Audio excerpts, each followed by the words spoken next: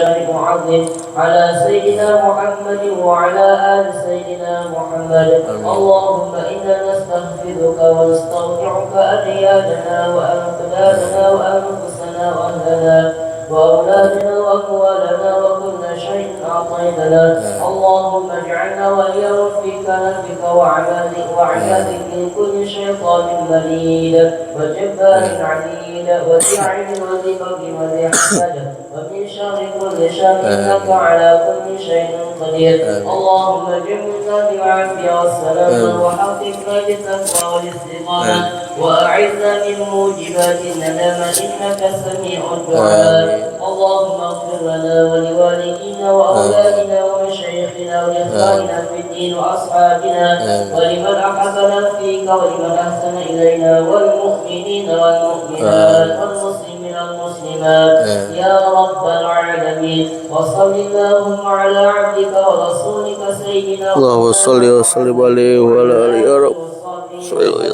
وارزقنا كمال المتى بعده ظاهرا وباطنا في عافية وسلامة برحمتك يا أرحم الراحمين يا أرحم الراحمين يا أرحم الراحمين. والحمد لله رب العالمين. Assalamualaikum warahmatullahi wabarakatuh. Al-Fatihah ila hadrati Sayyidina wa Habibina Syafi'ina Rasulullah Muhammad ibn Abdullah sallallahu alaihi wasallam wa alihi washabihi azwaji wa dzurriyyati wa ahli baiti.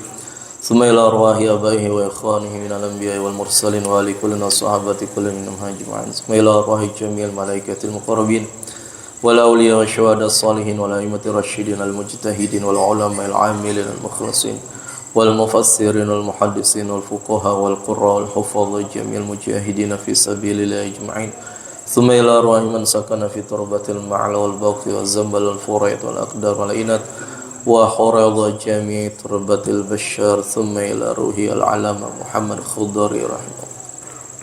ثم إلى أرواح آبائنا وأمهاتنا وجدادنا جداتنا مشايخنا وأعمامنا عماتنا وأخوالنا خالتنا وقرباتنا وتلامذتنا وجيراننا ولمن أحبنا فيك ولمن أحسن إلينا ولمن له حق علينا ولمن أوصانا استوصانا بالدعاء وإلى روح جميع المؤمنين والمؤمنات والمسلمين والمسلمات أن الله يغفر لهم ويرحمهم ويعلي درجاتهم في الجنة وينفعنا ببركاتهم وأسرارهم وأنوارهم وعلومهم ونفحاتهم في الدين والدنيا والآخرة بنية الفتوح والمنوح والرسوح وصلح الجسد وروح على هذه ولكل نية صالحة إلى حضرة نبي الفاتحة.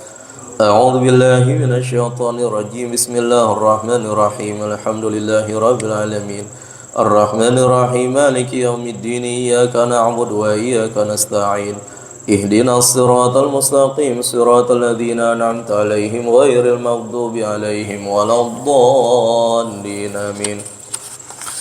بسم الله الرحمن الرحيم الحمد لله رب العالمين. اللهم صل على سيدنا محمد مفتاح باب رحمة الله عدد ما في علم الله صلاة وسلاما دائمين بدوام ملك الله وعلى آله وصحبه أجمعين. سبحانك لا علم لنا إلا ما علمتنا إنك أنت العليم الحكيم ولا حول ولا قوة إلا بالله العلي العظيم. رب اشرح لي صدري ويسر لي أمري واحلل عقدة من لساني يفقهوا قولي.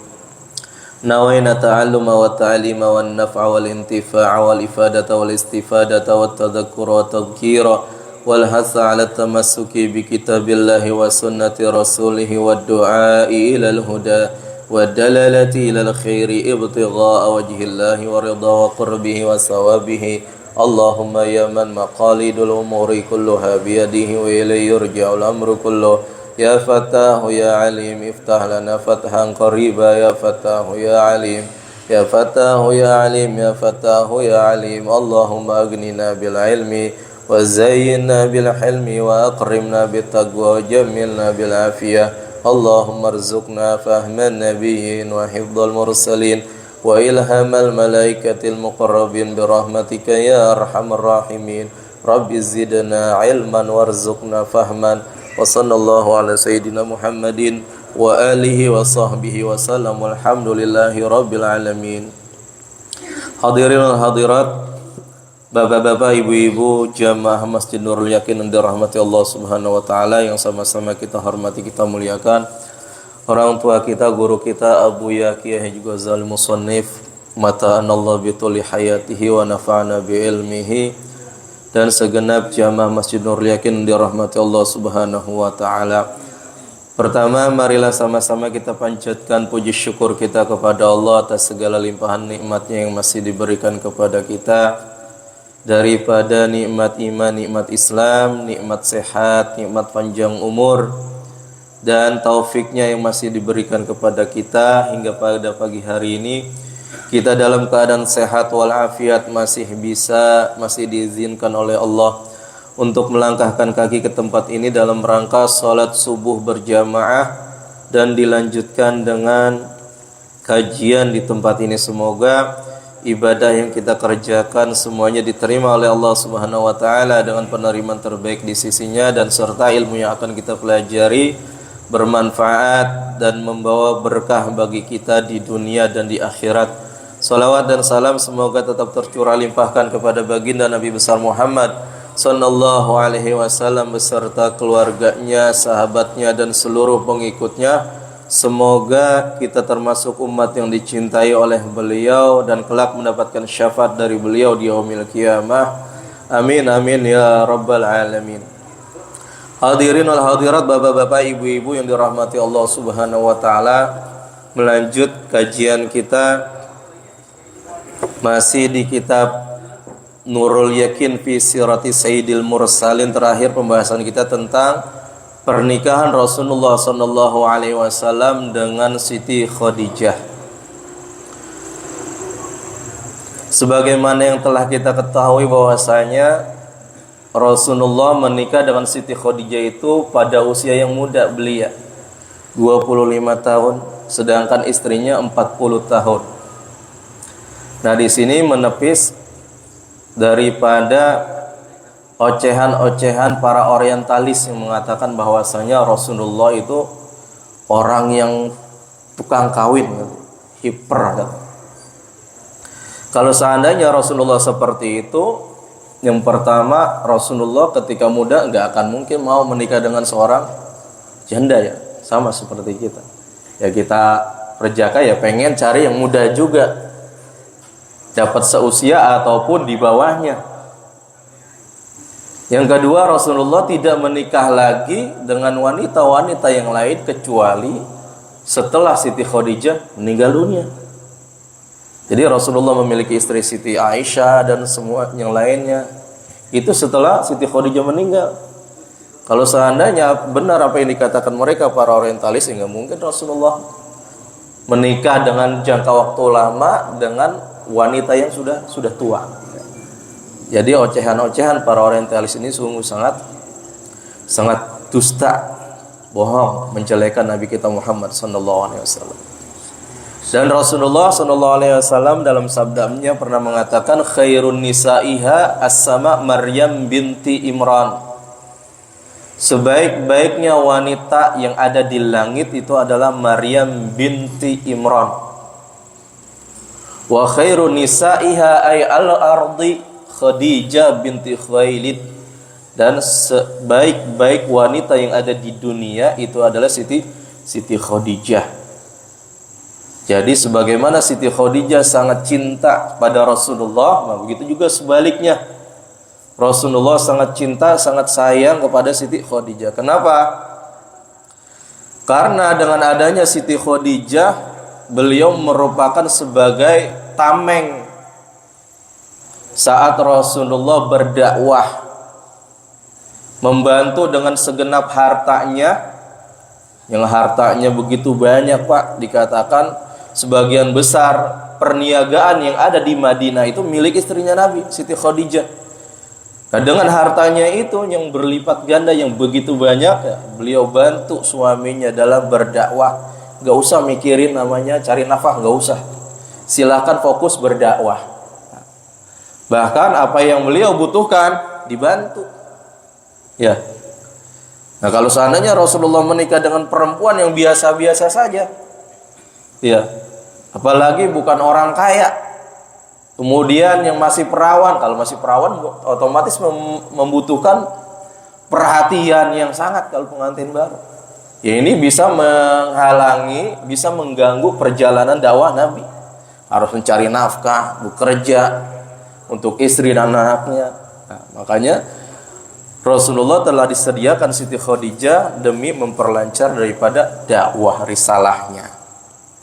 Makanya Siti Khadijah adalah wanita yang sangat dicintai oleh Nabi Muhammad SAW, sehingga membuat Siti Aisyah itu selalu cemburu kepada Nabi. Di antara istri-istri Nabi tidak ada yang lebih dicemburui oleh Siti Aisyah kecuali Siti Khadijah. Padahal nggak ketemu. Ya, padahal tidak ketemu Siti Khadijah dengan Aisyah, tapi karena terus disebut-sebut terus, Pak.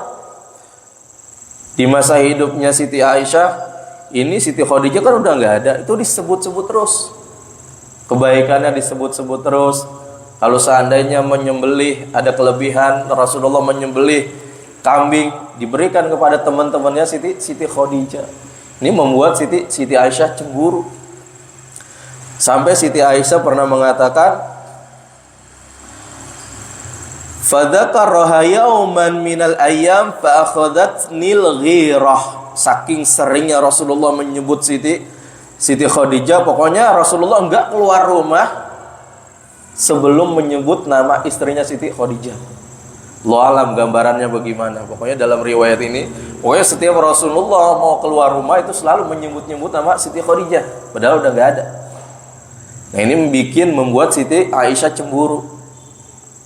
Faqultu hal kanat illa ajuzan qad abdalakallahu khairan minha. Wahai Rasulullah, Siti Khadijah itu hanya perempuan tua. Ini cemburu dia nih. Siti Aisyah hanya perempuan tua. Kenapa kok sampai segitunya? Orangnya udah nggak ada, terus engkau ingat sama dia, nggak lupa-lupa. Sampai seolah-olah ini saya yang ada depannya lupa. Dilupain, sedangkan Siti Khadijah yang udah nggak ada terus diingat. Ya, perempuan wajar seperti itu. Nah, ketika Siti Aisyah mengatakan Siti Khadijah hanya perempuan tua, Rasulullah agak tersinggung. Faghadiba tsumma qala, agak tersinggung dan agak marah sedikit. La wallahi ma abdalani Allah khairan minha. Demi Allah, kata Rasulullah, Allah tidak menggantikan perempuan yang lebih baik dari dia buat saya. Dia udah nggak ada, meskipun dia nggak ada, tapi nggak ada perempuan yang lebih baik yang diberikan oleh Allah kecuali hanya dia. Kenapa, Pak? Siti Khadijah ini sangat baik di hadapan Rasulullah dan merupakan perempuan yang terbaik. Amanat idh kafaron nas. Kenapa? Karena Siti Khadijah itu iman kepada saya, mempercayai saya sebagai Rasul tatkala orang-orang mengingkari saya. Ketika saya baru diangkat menjadi Nabi oleh Allah, diangkat menjadi Rasul, saya berdakwah, tidak ada yang beriman kecuali Siti Khadijah yang pertama beriman kepada saya. Wa saddaqatni idz kadzdzabanin nas, dan dia membenarkan apa yang saya bawa dari Allah pada saat orang-orang mendustakan saya. Orang nggak percaya sedangkan dia percaya. Wa wasatni bima liha id harramaniyan nas, dan Siti Khadijah membelaku dengan segenap tenaga hartanya untuk perjuangkan dakwahku tatkala orang-orang mengharamkan aku daripada bantuannya.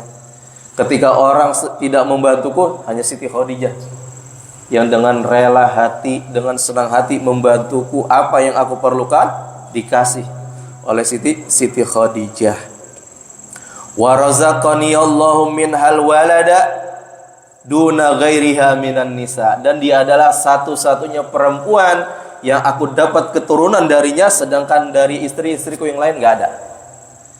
Jadi dari 11 ya, dalam riwayat 11 istri Rasulullah, hanya Siti Khadijah yang memberikan Rasulullah anak 6. Nah, satu lagi dari Maryam, budaknya Rasulullah, Maria Al-Qibtiyah, yaitu Ibrahim. Anak laki-laki, anak perempuan dari Siti Khadijah 6, 3 laki-laki dan empat laki-laki, 3 laki-laki, 3 perempuan ya. Dari Siti Khadijah. 4 perempuan, 2 laki-laki. 1 lagi laki-laki dari Maria. Jadi 7 totalnya. Nah itu. Jadi Siti Khadijah adalah perempuan mulia yang tidak pernah dilupakan oleh Rasulullah Sallallahu Alaihi Wasallam sampai akhir hayatnya. Karena perjuangan dakwah Rasulullah tidak akan terbantu kecuali dengan adanya Siti Khadijah. Makanya Rasulullah mendapatkan cacian yang luar biasa. Kemudian sampai mulai disakiti secara fisik itu setelah Siti Khadijah nggak ada dan pamannya, yang nanti akhirnya Rasulullah dihibur oleh Allah dengan Isra dan Mi'raj. Baik para hadirin, bapak-bapak, ibu-ibu yang dirahmati Allah Subhanahu wa taala, kita lanjutkan pembahasan kita, yaitu kisah selanjutnya tentang binaul baiti, perenovasian Ka'bah atau pemugaran Ka'bah. Walamma balagot sinnuhu 35 sanatan, dan tatkala usia Rasulullah mencapai 35 tahun.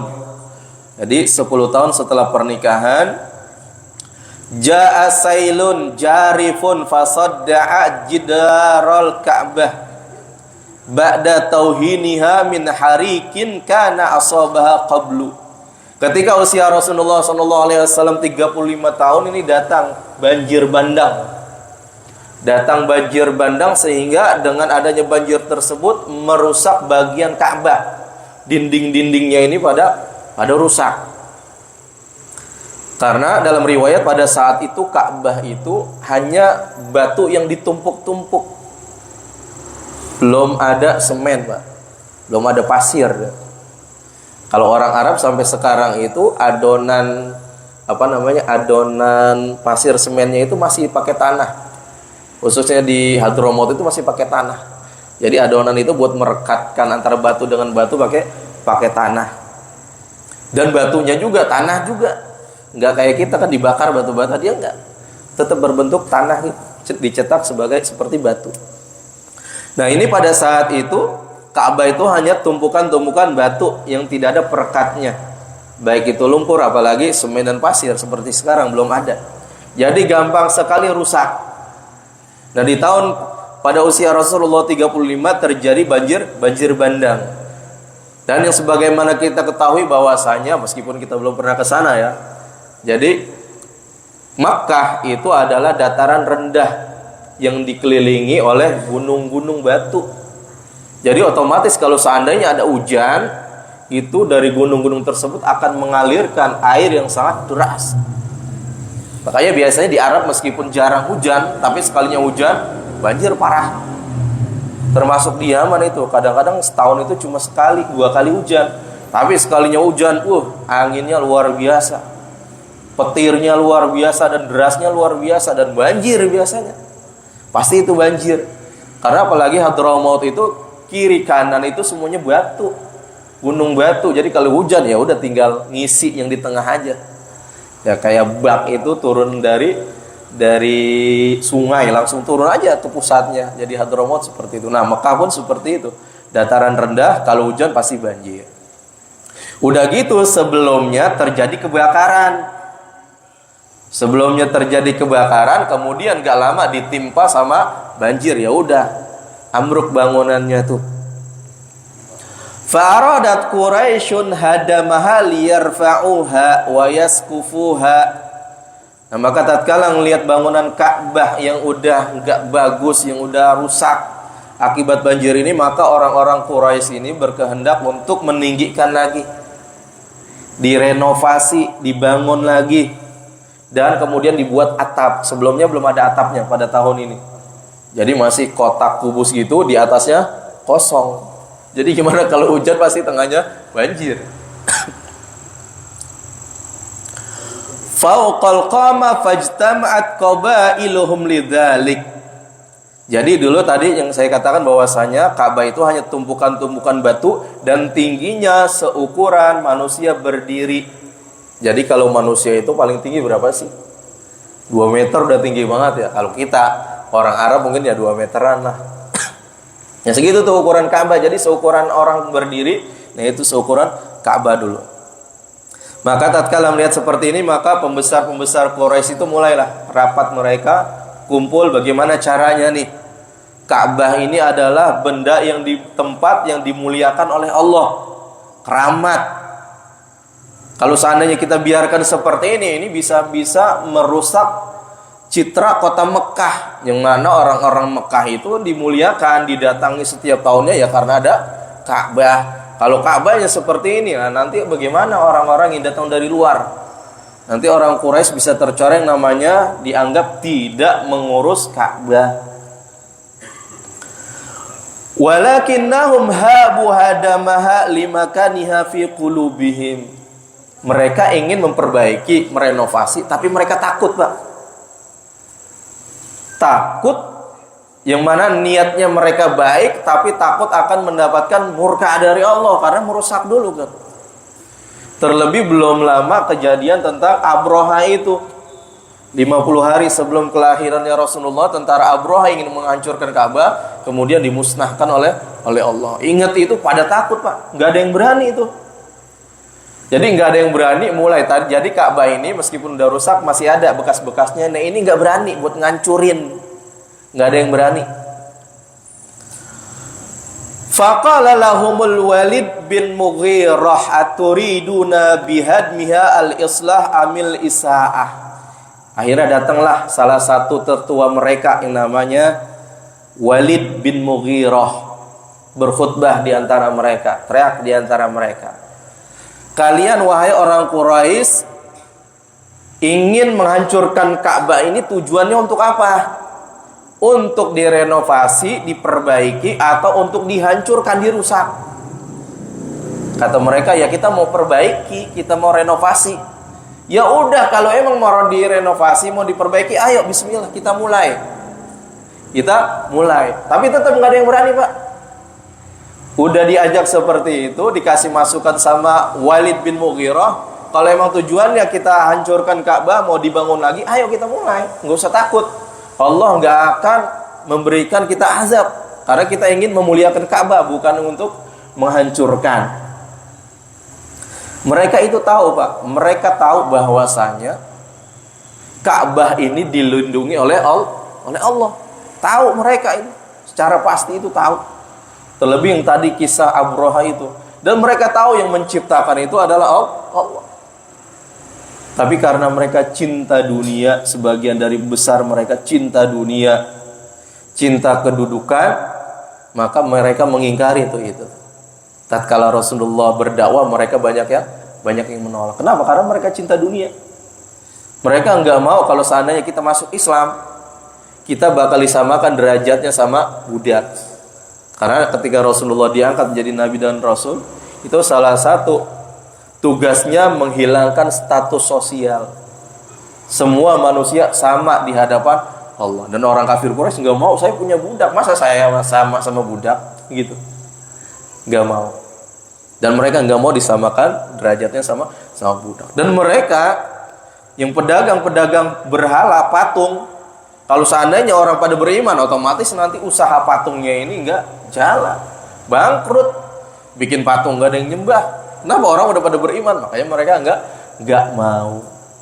Jadi mereka mau, makanya Allah mengatakan pada Rasulullah, wala in sa'altahum man khalaqas samawati wal ardi wal arda la yaquluna Allah. Orang kafir Quraisy itu kalau seandainya ditanya siapa yang menciptakan langit dan bumi, pasti mereka akan jawab Allah. Karena memang dari mereka ini kan keturunannya Nabi Ibrahim, Nabi Ismail, yang mana dakwah mereka yang mengajak kepada Allah. Kalau mereka ditanya tentang siapa pencipta langit dan bumi, pasti mereka akan menjawab dengan secara pasti, yaitu Allah. Tapi karena tadi kecintaan mereka dengan dunia itu memalingkan hati mereka dari Allah dan lebih ikut dengan agama nenek moyang, buta hatinya. Nah ini jadi Al-Walid ini mengajak mereka, ayo kalau kita tujuannya menghancurkan Ka'bah untuk merenovasi, memperbaiki, ayo kita bangun. Jangan takut, Allah tidak akan mengazab orang-orang yang akan memperbaiki Ka'bah ini. Maka akhirnya yang memulai siapa? Walid, Pak. Akhirnya Walid tuh sendiri, Pak, mulai ngancurin Ka'bah sendiri. Ketika udah sehari ditunggu dah, orang-orang pada nunggu. Ini kira-kira malam ini si Walid ini dapat azab enggak ini dari Allah? Jadi kayak kelinci percobaan dibuat. Orang nunggu ini kira-kira turun bala enggak nih ketika si Walid menghancurkan Ka'bah. Ditunggu, Pak. Semalaman ternyata enggak jadi apa-apa. Wah, ternyata benar nih apa yang dikatakan oleh Walid. Allah tidak akan mengazab orang-orang yang berusaha memperbaiki Ka'bah. Ya udah, akhirnya pas esok harinya mereka rame-rame itu. Rame-rame kerja bakti, gotong royong menghancurkan Ka'bah, kemudian akan dibangun lagi. Dan Ka'bah itu kan berbentuk 4 ya, ada sudutnya yang disebut dengan rukun Yamani, rukun Iraqi, rukun Hajar Aswad, dan rukun Syami, ada 4. Nah, dari 4 sudut ini diberikan kewajiban pada setiap qabilah. Misalnya qabilah ini memperbaiki bagian sudut rukun Yamani. Qabilah ini dan keluarganya menanggung biaya ya, maksudnya menanggung biaya rukun Iraqi, rukun Syami, dan rukun Hajar Aswad. Jadi 4 rukun ini ditanggung oleh qabilah-qabilah. Dan disyaratkan dalam pembangunan Ka'bah hanya menggunakan harta yang halal. Enggak boleh di dalamnya menggunakan harta hasil perzinahan, pelacuran. Tidak boleh menggunakan di dalamnya harta yang dari riba, baik dari jual beli yang mengandung riba atau hutang piutang yang mengandung riba. Itu disyaratkan tuh, Pak. Jadi kenapa? Karena kita mau membangun rumah Allah. Kalau seandainya disusupi dengan harta-harta yang tidak halal, nanti bagaimana jadinya? Bukan mendapat rahmat dari Allah, bahkan sebaliknya akan mendapatkan murka dari Allah Subhanahu wa taala. Wa syuri'a wa syar'a yahdumu fataba'uhu wa hadamuhu hatta wasalu ila asasi Ismail. Dan mulai mereka menghancurkan semuanya, kemudian sampai pondasi digali, itu pondasinya sampai ke pondasi yang dulu dibangun oleh Nabi Ibrahim dan Nabi Ismail. Jadi pondasi yang dibuat oleh Nabi Ibrahim dan Ismail itu masih ada. Karena Ka'bah ini dalam riwayat yang ditashih oleh Syekh Buti dalam kitab beliau Fiqih Sirah itu, Ka'bah itu hanya 4 kali dari zaman Nabi Ismail, Ibrahim, 4 kali dilakukan pembangunan atau renovasi. Yang pertama di masa Nabi Ibrahim, Ismail itu pertama kali dibangun pondasinya. Masih ada. Dan dalam buku ini, di kitab ini diterangkan bahwasanya pondasinya itu terbuat dari batu granit warna hijau. Ini granit, Pak ya? Bang Pepe, ini granit ya? Granit atau marmer? Kalau itu granit, tapi warna hijau. Tatkala mereka mau ganti granitnya itu, pondasinya mau diganti, mau dihancurin, nggak bisa. Mau dihancurin balik lagi, mau dihancurin balik lagi.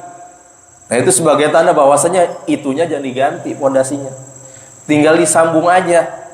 Ini sebagai tanda bahwasanya Allah mengekalkan apa yang dulu telah dilakukan oleh Nabi Ibrahim dan Ismail. Kebaikannya, amal solehnya Nabi Ibrahim dan Nabi Ismail masih ada di situ. Karena dialah orang yang pertama membangun pondasi Ka'bah. Wa idh yarfa'u Ibrahimal qawa'ida minal baiti wa Ismailu. Dan ingatlah tatkala Ibrahim mengangkat pondasi Ka'bah beserta Ismail. Nah itu. Jadi pondasi yang pertama Ka'bah dibuat oleh Nabi Ismail dan Nabi Ibrahim.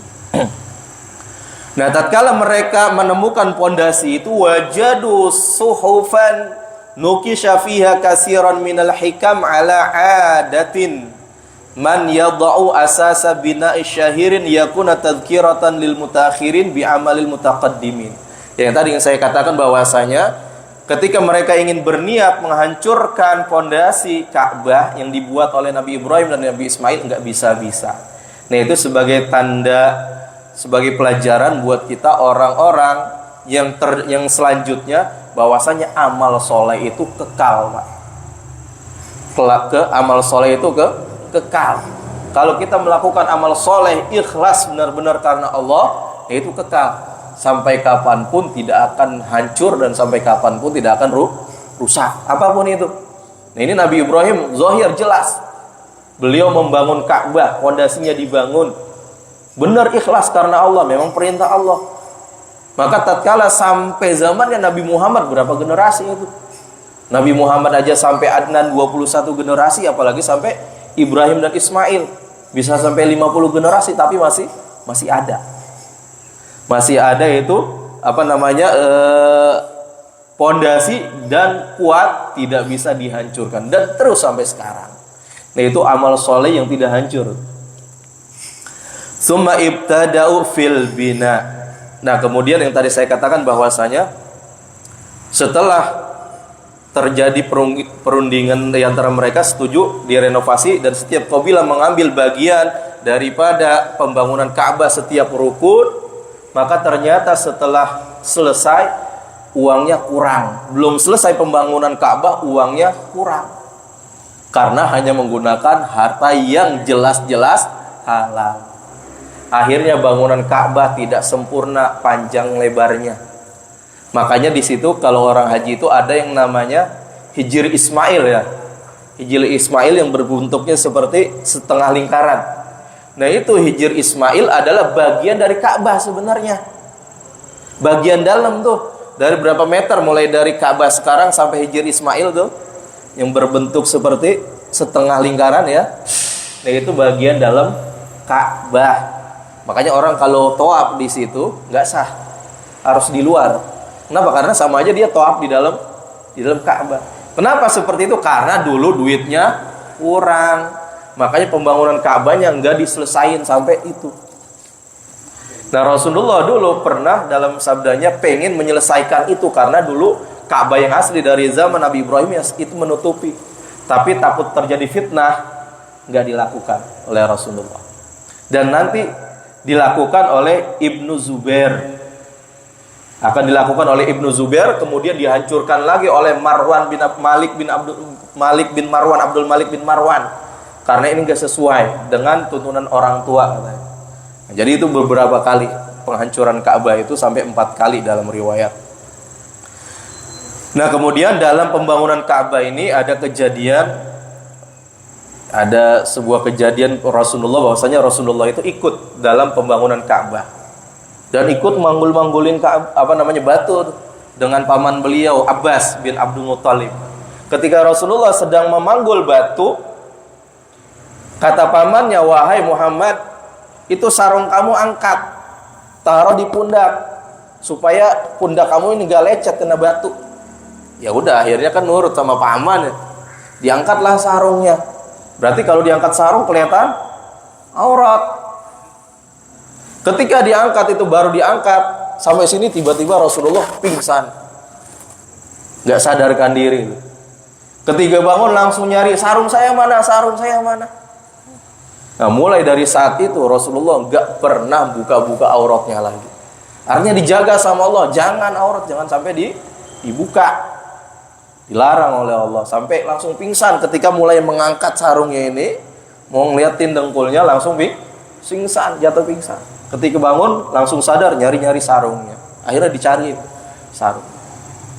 Dan kejadian yang kedua, ketika pembangunan Ka'bah sudah selesai, orang-orang Quraisy, para kabilah ini ribut masalah peletakan batu Hajar Aswad. Sampai-sampai ribut mereka ini 4 hari. Ribut untuk siapa orang yang paling berhak untuk meletakkan batu Hajar Aswad. Sampai ingin terjadi peperangan antara mereka. Siap mengangkat pedang ini setiap kabilah, saking inginnya meletakkan batu Hajar Aswad. Padahal batu Hajar Aswad itu batu biasa, bukan batu yang turun dari langit, bukan. Batu biasa, tapi dimuliakan batu ini.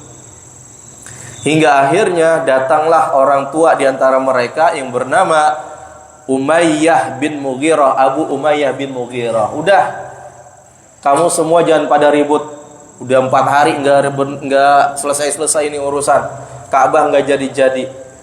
Kalau seandainya seperti ini, udah saya kasih saran. Tunjuk satu orang yang bisa, yang amanah, yang bisa menyelesaikan urusan ini. Ya udah, akhirnya mereka sepakat. Ya udah, di sana orang yang pertama masuk Masjidil Haram, itulah orang yang akan memutuskan urusan kita ini. Siapa yang berhak untuk meletakkan Hajar Aswad? Maka tiba-tiba Rasulullah masuk. Tiba-tiba enggak lama setelah mereka mengatakan itu, tiba-tiba Rasulullah datang masuk dari pintu. Ini Muhammad nih, cocok nih. Dia orangnya jujur, orangnya enggak bertele-tele, dan orangnya enggak suka berdebat. Dah, kita jadikan beliau sebagai hakim dari urusan kita ini. Diceritakan oleh Rasulullah bahwasanya mereka itu berebut untuk memasukkan Hajar Aswad. Ya udah, Rasulullah langsung Pak, spontan. Berdasar karena kecerdasan beliau dan ilham dari Allah, Rasulullah ambil sorbannya, digelar itu sorban di tanah, kemudian Hajar Aswad ditaruh di atas sorbannya. Kata Rasulullah, setiap ketua qabilah angkat ini sorban, megang bagian sorban. Akhirnya semuanya setuju, diangkat itu Hajar Aswad dengan menggunakan sorban. Setiap qabilah diangkat, kemudian setelah dekat dengan Ka'bah, diambil oleh tangan suci Rasulullah, tangan mulia Rasulullah, diletakkan. Selesai urusan, beres urusan. Nah, itu adalah kisah pembangunan Ka'bah atau perenovasian Ka'bah pada masa Rasulullah. Ini adalah pembangunan Ka'bah yang kedua kali ya, setelah dulu dibangun oleh Nabi Ismail dan Nabi Ibrahim. Nabi Ibrahim yang dibantu oleh Nabi Ismail, dan kemudian nanti yang ketiga pada masa Ibnu Zubair, ketika beliau ingin dikepung, Ka'bah itu dilemparin bom sehingga hancur. Nah, nanti di situ dibangun.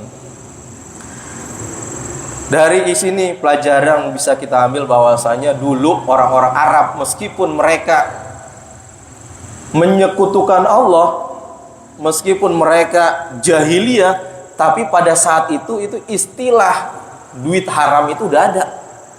Mereka udah tahu Pak bahwasanya uang hasil perzinahan haram, nggak boleh digunakan untuk kebaikan. Uang hasil riba juga haram, nggak boleh. Jadi riba itu dulu udah ada, dan mereka paham riba itu tidak boleh. Makanya dari sini, ketika kita mau membangun rumah Allah, masjid kalau sekarang ya usahakan dengan harta-harta yang halal. Ketika kita mau membantu, kita sedekah di sini setiap hari, pastikan harta tersebut adalah uang yang kita miliki secara halal. Wallahu taala a'lam bishawab. Sampai sini saja kajian kita tentang perenovasian Ka'bah. Insyaallah di pertemuan selanjutnya akan dibahas tentang ma'isyatuhu alaihi salatu wasalam qabla al-bi'tsah. Pekerjaan Rasulullah atau mencari nafkahnya Rasulullah sebelum beliau diutus menjadi seorang nabi dan rasul. Dekat lagi, berarti kan tadi 35, itu berarti 5 tahun sebelum diangkat menjadi nabi dan rasul. Allah taala alam bisawab. Sampai sini Bapak jamaah ada yang ingin tanyakan, saya persilakan. Iya Pak. Enggak kedengeran Pak. Iya.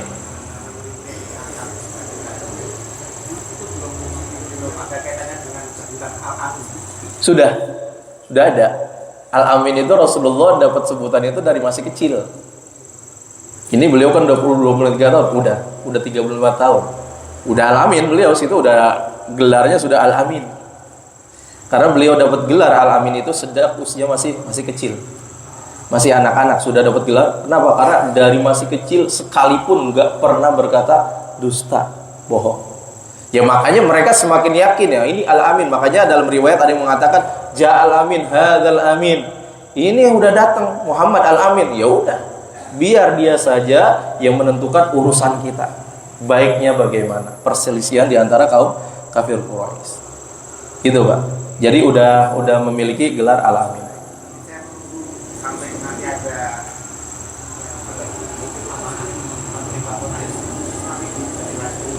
Sidik amanah tablik fatona. Oh itu kalau sidik amanah tablik fatona merupakan sifat wajib yang harus dimiliki oleh Nabi. Setiap Nabi pasti memiliki sifat itu.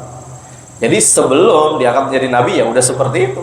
Ciri-cirinya jujur, amanah, enggak menyembunyikan atau tablik, kemudian cerdas pastinya. Nah setelah itu diangkat oleh Allah menjadi seorang Nabi dan Rasul. Ya Pak RT. Udah Pak? Pertanyaan sudah? Iya Bang.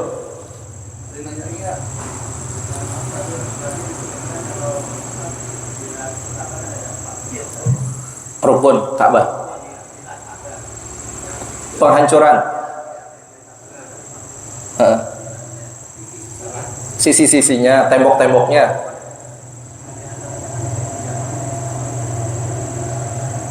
Rukun Yamani,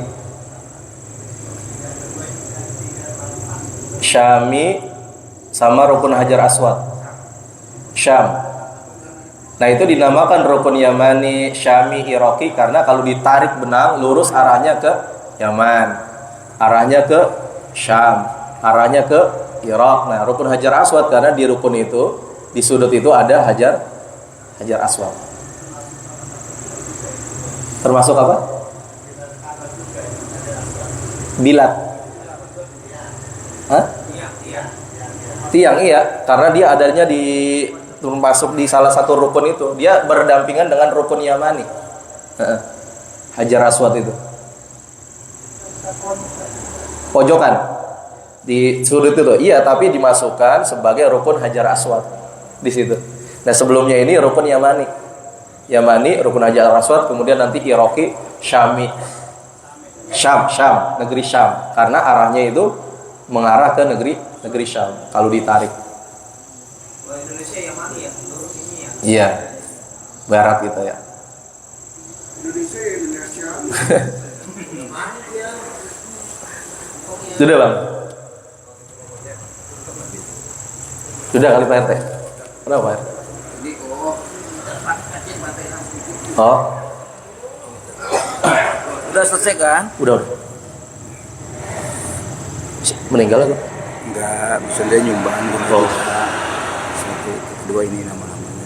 Oh ini namanya mana? Ini dari Ibu Ipung. Oh almarhum Bapak Ipung Purnomo. Namanya Pak ini like Bang Bapak Joasito. Iya, saya bacain aja. Iya. Kata. Baik, ini alhamdulillah masjid kita dapat bantuan sumbangan dari salah satu jamaah kita. Dan beliau minta Fatihah untuk almarhum keluarganya khususnya ya. Baik, silakan disebutkan Pak. Al-Fatihah arwah khususunil arwah. Assalamualaikum warahmatullahi wabarakatuh. Waalaikumsalam warahmatullahi wabarakatuh. Udah itu tadi. Alhamdulillah pada pagi hari ini Jumat berkah itu ada infak dari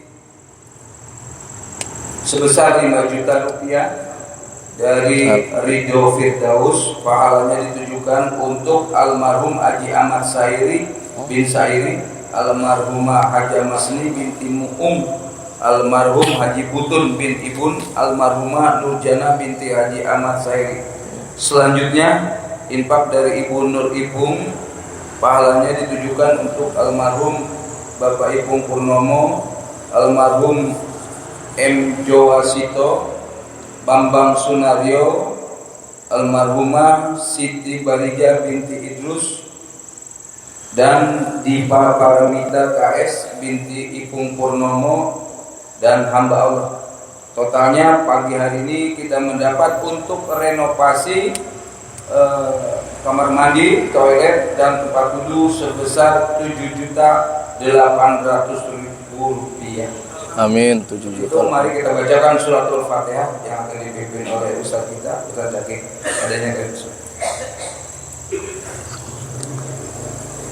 Allahumma ighfir lahum warhamhum wa'afihim wa'fu anhum wa'akrim nuzulahum wa'asim madkhalahum waj'alil jannata maswahum. Allahumma ij'al quburahum rawdah min riyadil jinan wa la taj'al quburahum hufra min hufarin niran. Allahumma in kanu muhsinina fazid fi ihsanihim وإن كانوا مسيئين فاغفر واعف وتجاوز عن سيئاتهم وأن الله يتغشاهم بالرحمة والمغفرة ويسكنهم الجنة وإلى حضرة النبي الفاتحة. أعوذ بالله من الشيطان الرجيم. بسم الله الرحمن الرحيم. الحمد لله رب العالمين الرحمن الرحيم مالك يوم الدين إياك نعبد وإياك نستعين اهدنا الصراط المستقيم صراط الذين أنعمت عليهم غير المغضوب عليهم ولا الضالين آمين.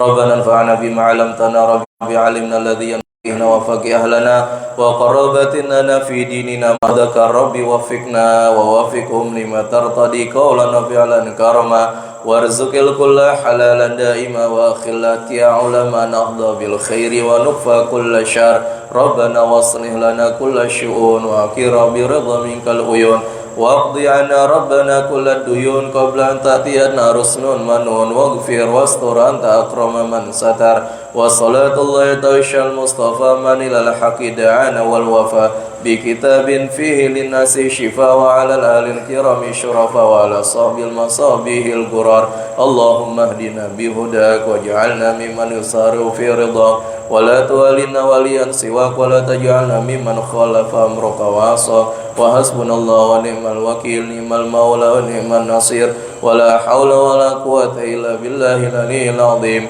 صلى الله على سيدنا محمد وعلى آله وصحبه وسلم والحمد لله رب العالمين صلى الله على